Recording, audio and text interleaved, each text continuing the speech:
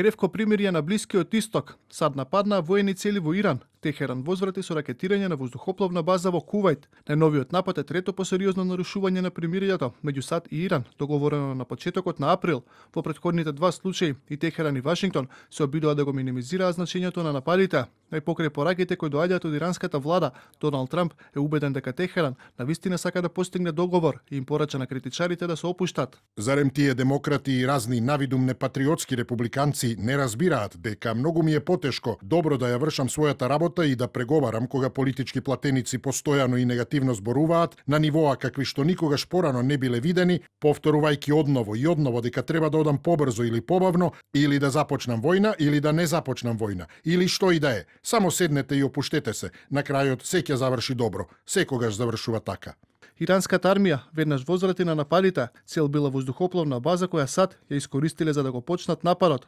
Според представници на армијата, контролата на Дормутскиот теснец е од стратешко значење и е поважна од нуклеарниот арсенал. И покрај нападите, од иранската влада велат дека продолжуваат разговорите меѓу двете завојувани страни.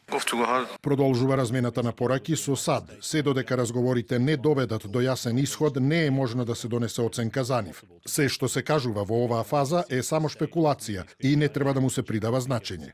А според американските и британските медиуми, Иран уништил или оштетил 20 американски воени бази на Блискиот Исток, иако од Белата куќа изјавија дека иранската авиација и ракетна програма биле уништени во првите денови од војната, аналитичарите тврдат дека штетата врз американските објекти покажува дека одговорот на Техеран бил многу поголем отколку што се признава.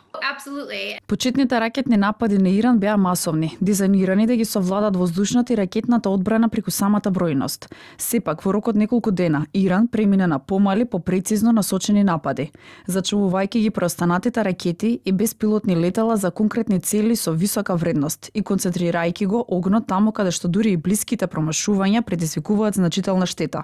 Израелската армија пак продолжува да освојува нови територии во Либан. Бенјамин Нетањаху и нареди на војската да ги нападне позициите на Хезболах во предградијата на Бејрут. И наредив на армијата да изврши удари врз терористички цели во Бејрут. Нема да дозволиме ситуација во која Хезболах ги напаѓа нашите градови и граѓани, а нивното терористичко седиште во Бејрут да остане недопирливо.